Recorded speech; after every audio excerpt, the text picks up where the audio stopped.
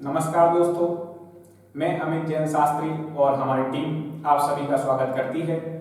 सर्वप्रथम हम आप सभी को धन्यवाद देंगे जो आपने हमारे वीडियोस को इतना लाइक किया एवं शेयर किया। साथ ही साथ उन लोगों का धन्यवाद देंगे जिन्होंने हमारे चैनल को सब्सक्राइब किया है, और जो अभी तक हमारे चैनल को सब्सक्राइब नहीं कर पाए उनसे निवेदन है कि सब्सक्राइब पर क्लिक करके हमारे चैनल को सब्सक्राइब जरूर कर लें।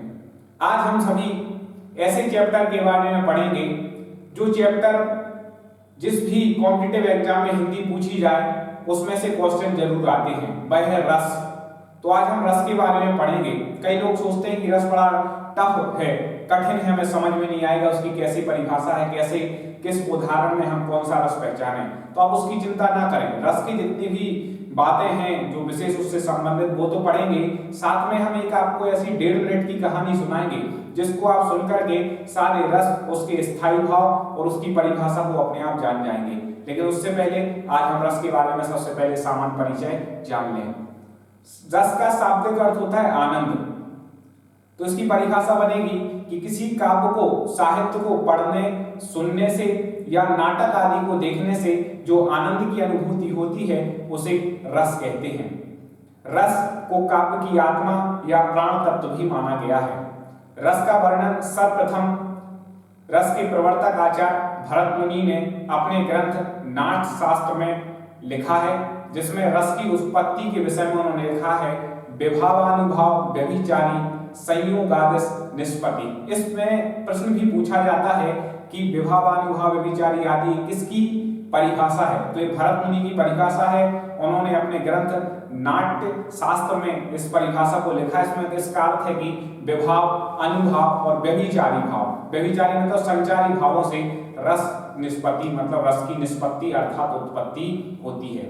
अब रस के बारे में हमने ये जानकारी प्राप्त कर ली, इससे संबंधित भी क्वेश्चन बनते हैं। अब रस के भेदों की चर्चा करें तो रस के भेद जो आचार्य मम्मट हैं उन्होंने रस के 9 भेद माने हैं। भरत मुनि ने तो रस के 8 भेद माने हैं मुख्य से, और आचार्य मम्मट हैं उन्होंने रस के 9 भेद माने हैं। उन्होंने 8 ही जो भरत मुनि ने माने और एक शांत रस को और रस में उसमें लिया गया है। आप यहाँ पर थोड़ा बोर्ड पे देखें कि भरत मुनि ने रस के 8 भेद माने हैं, आचार्य मम्मट ने और जगन्नाथ, पंडित जगन्नाथ जो कि हिंदी के कवि हैं, उन्होंने 8 तो भेद माने, उसके साथ एक शांत रस को और एक इसमें लिया है। तो इस प्रकार से रस के 9 भेद आचार्य मम्मट और आचार्य जगन्नाथ जी मानते हैं। आचार्य विश्वनाथ जो कि साहित्य दर्पण के रचयिता हैं, संस्कृत के कवि हैं, इन्होंने 10वां रस वात्सल्य को 10वां रस माना है। इन्होंने एक और नया रस दिया, वात्सल्य 10वां रस। इसके बाद रूप गोस्वामी ने 11वां रस भक्ति रस दिया। तो उन्होंने इस प्रकार से 11 रस, रूप गोस्वामी के अनुसार 11 रस हैं। अब हम यहाँ पर देखें कि रस के बारे में अलग अलग मत हैं। आचार्य भरत मुनि ने 8 भेद माने हैं, आचार्य मम्मट और जगन्नाथ जी ने 9 भेद माने हैं।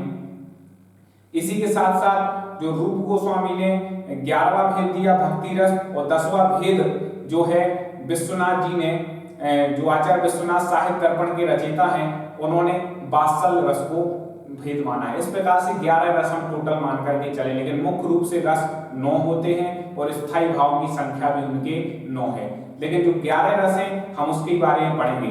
तो सबसे ज्यादा जब रस का कोई चैप्टर हो तो उसमें क्वेश्चन बनते हैं कि रस जहां भी पूछा जाएगा एक क्वेश्चन ही जरूर रहेगा कि किस रस का कौन सा स्थायी भाव है। तो आज हम रस और इसके स्थायी भाव के बारे में पढ़ेंगे। स्थायी भाव की परिभाषा वह है कि जो मूल रूप से विद्यमान रहते हैं और चिरकाल तक जो भाव बने रहें वह है स्थायी भाव। स्थायी भाव को समझने के लिए हम सीधा समझेंगे स्थायी भाव कैसे चिरकाल तक बने रहते हैं, मूल रूप से कैसे विद्यमान रहते हैं। आप कोई मूवी देखने गए, उसमें आपने कॉमेडी सीन देखा। जब कॉमेडी सीन देखा और आप मूवी देख करके वापस आते हैं और किसी से उस मूवी के बारे में चर्चा चलती है तो आपको जब भी वो सीन याद आता है आप हंसने लगते हैं, क्योंकि आपने वो कॉमेडी देखा था, हास्य रस का वहां पर वर्णन था। अब जब भी आप उसको, यदि 5 मंथ बाद भी उसको आप याद करेंगे उस सीन को, तो आपको हंसी आ जाएगी, क्योंकि हास्य स्थायी भाव आपके अंदर बैठ गया है। तो इस प्रकार से स्थायी भाव मूल रूप से और चिरकाल तक रहते हैं। तो अब स्थायी भाव जो 11 रस यहाँ पर अलग अलग आचार्यों ने जैसे भेद माने, उसके 11 के स्थायी भाव हम क्रम से पढ़ते हैं। थोड़ा इस प्रकार से पढ़ेंगे कि आपको यहीं के यहीं याद हो जाए, बिल्कुल ध्यान से सुनते जाएं। पहला रस है श्रृंगार रस, इसका स्थायी भाव है, श्रृंगार रस का स्थायी भाव है रति या प्रेम। अब देखिए श्रृंगार रस के बारे में हमें याद करना है। तो श्रृंगार, जब भी कोई व्यक्ति श्रृंगार करेगा सुंदर बनेगा। श्रृंगार मतलब सुंदर बनना, अपने आप को सजाना। तो जब भी कोई व्यक्ति श्रृंगार करेगा तो उसके प्रति रति, राग जागेगा या फिर उसके प्रति प्रेम जागेगा। तो इस प्रकार से श्रृंगार रस का स्थायी भाव है रति या प्रेम। दूसरा है हास्य रस। हास्य रस का स्थायी भाव होता है हास्य, उसमें कोई अलग नहीं है। हास्य मतलब होता है हंसी और हास्य मतलब भी होता है हंसना। तो हास्य रस का स्थायी भाव होता है हास्य। इसके बाद है करुण रस।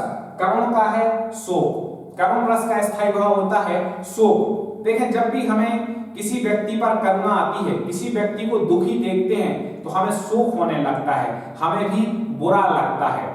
शोक, जब कोई व्यक्ति इस संसार से चला जाता है, हम उसको देखते हैं तो हमारे हृदय में करुणा जागती है, हम उसके प्रति शोक करते हैं। तो इस प्रकार से करुण रस का स्थायी भाव है शोक। इसके बाद आता है वीर रस।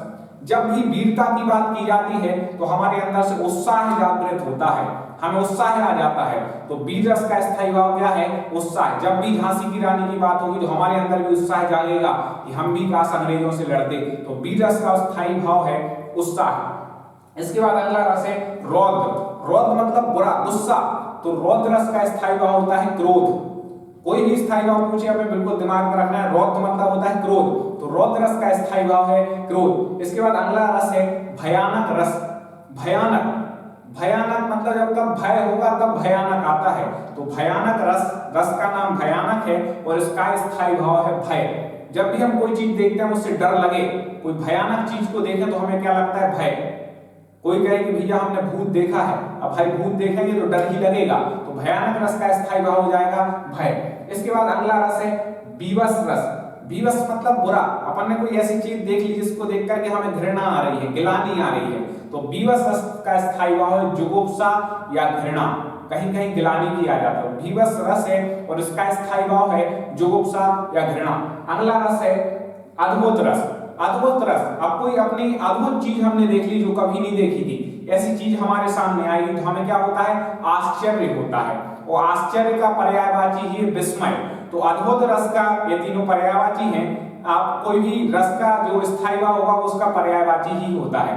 तो आश्चर्य, अब अद्भुत अपन ने कोई चीज देख ली तो हमें आश्चर्य होगा या विस्मय होगा, तो आश्चर्य रस का स्थायी भाव होता है, अद्भुत रस का स्थायी भाव है आश्चर्य या विस्मय। इसके बाद है 8 रस तो भरत मुनि ने माने हैं। इसके बाद जो 9वां रस आचार्य मम्मट और आचार्य जगन्नाथ जी ने माना शांत रस।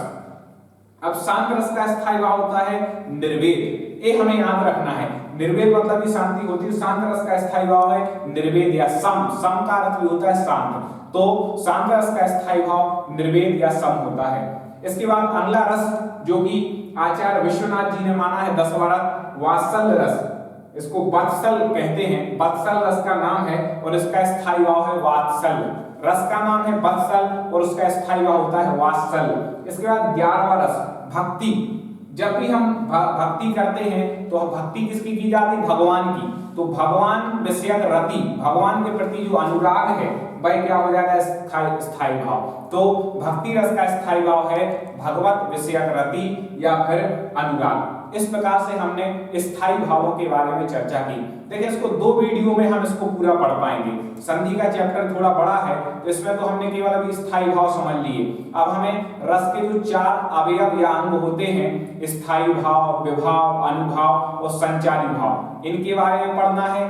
9 रसों को उदाहरण सहित पढ़ना है। तो अगले वीडियो में हम यही सब कुछ पढ़ेंगे, इसलिए आप हमारे चैनल को सब्सक्राइब कर लें, जिससे उसको ट्रिक के माध्यम से आपको एक कहानी आपको 1.5 मिनट की सुनाई जाएगी, आप पूरे रसों को याद कर लेंगे। तो अगले वीडियो में हम वो पढ़ेंगे। धन्यवाद।